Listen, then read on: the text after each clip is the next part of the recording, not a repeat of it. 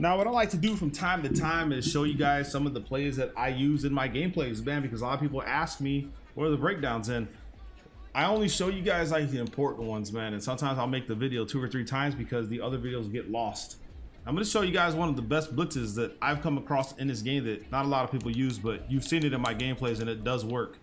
We're going to make this personnel adjustment. Before we get into we have in the members area the full dollar scheme. If there's no weak box in Madden 25, I would imagine something like dollar is still going to be the most used defense. But if they bring back the weak box, then chances are dollar won't be the move no more. It just depends on how they design the next game. Sometimes they bring it back, then they'll take it away. It's just the way it goes, bro.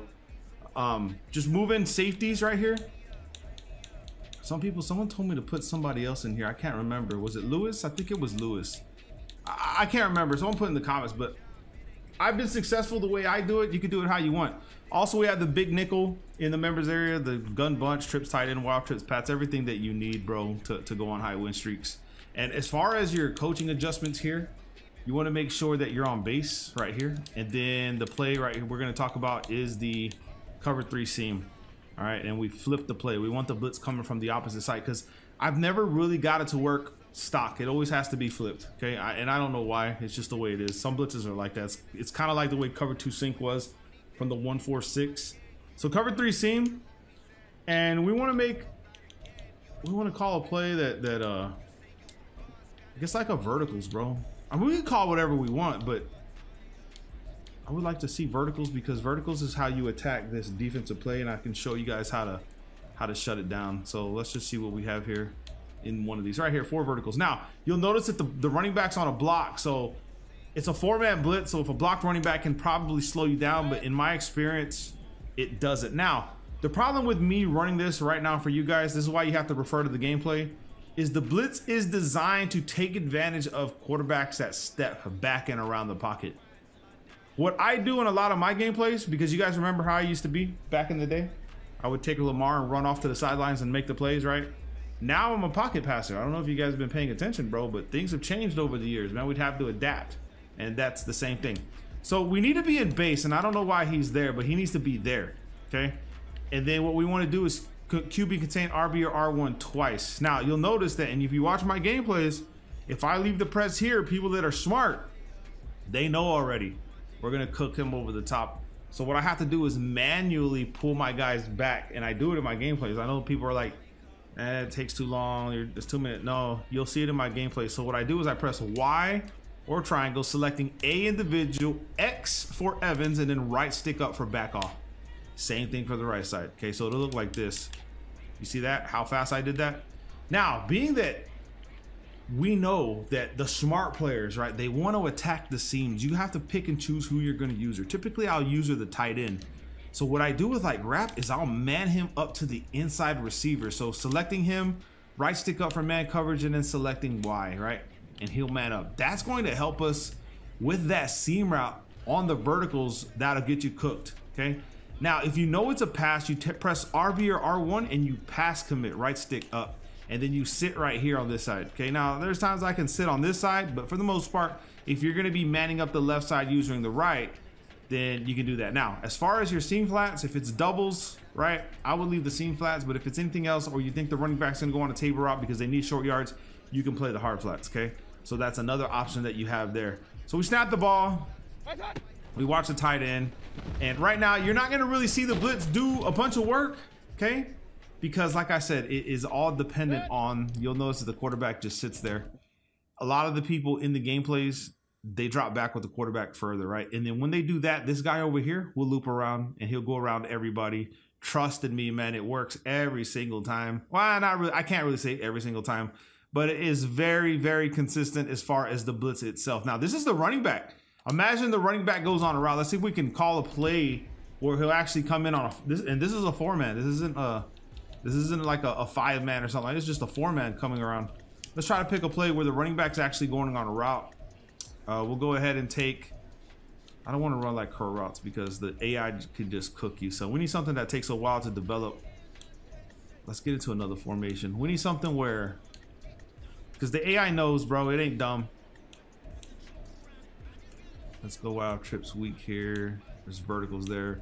I'd imagine the running back's gonna sit low. That we do have the table there. Okay, so 22Z in, maybe we can do that.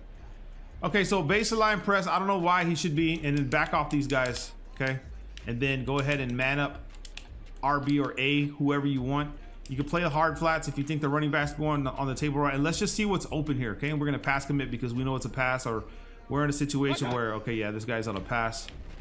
Boom, that's the curl route. And that's pretty much how you're going to attack the defense, man. So if someone's consistently running cover 3 on you, you could do that.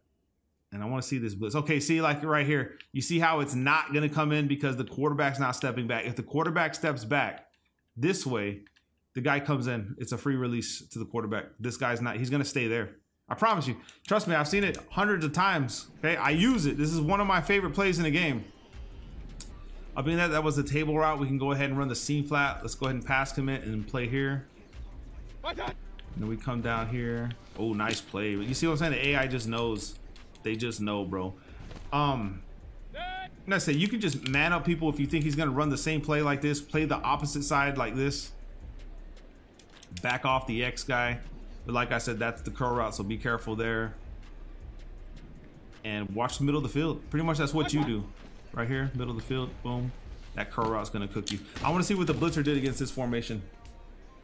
Like I said, watch the gameplays. You'll notice, sometimes you'll even see the play on the thumbnail. If you see the play on the thumbnail, then that means this play was the one helping me in the game win. Okay, so go back and look through my gameplays and look for this play in the thumbnail. It's the cover 3 seam. Let's pick another play. It is one that I use religiously. Now, there's another adjustment you can make that I'm going to show you guys right now. Let's go to bunch. Yeah, we could do bunch. Bunch is fine. Bunch is something that a lot of people use. But not a lot of people know how to throw certain routes in here, and they typically just throw the same thing over and over. Okay, let's just do mesh flash spot right here.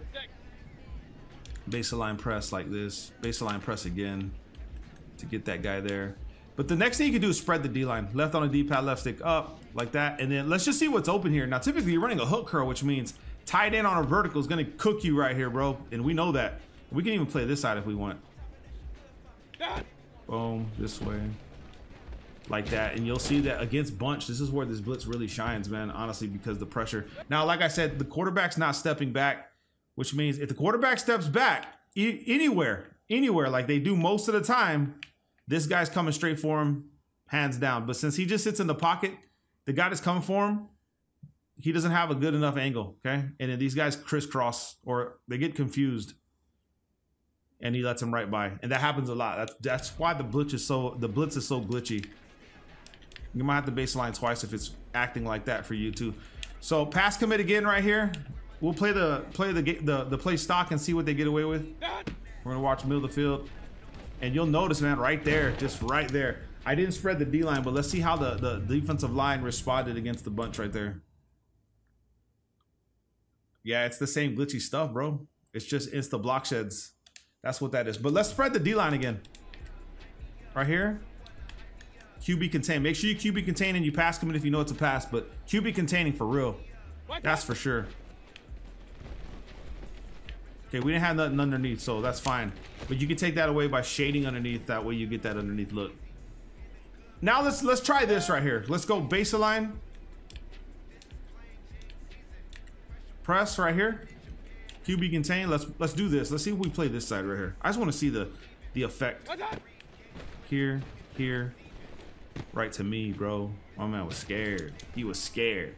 But yeah, if I had two controls, I don't have two controls right now, but you'll notice that when the guy drops back, you've seen in my, look right here. I mean, it's a perfect example of what I'm talking about right here.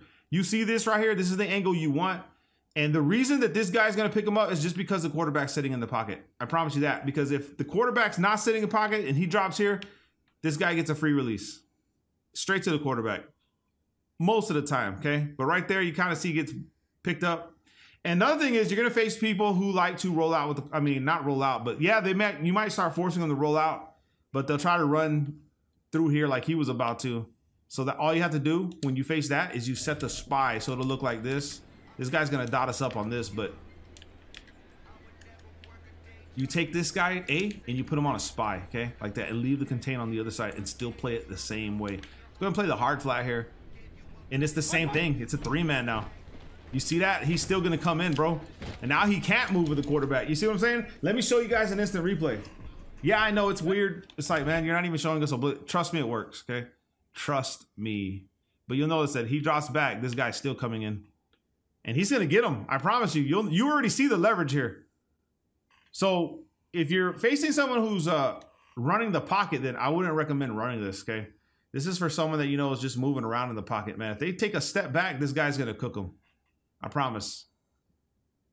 And people, okay, so people have been using it, man. Let them know in the comments just how good this play is.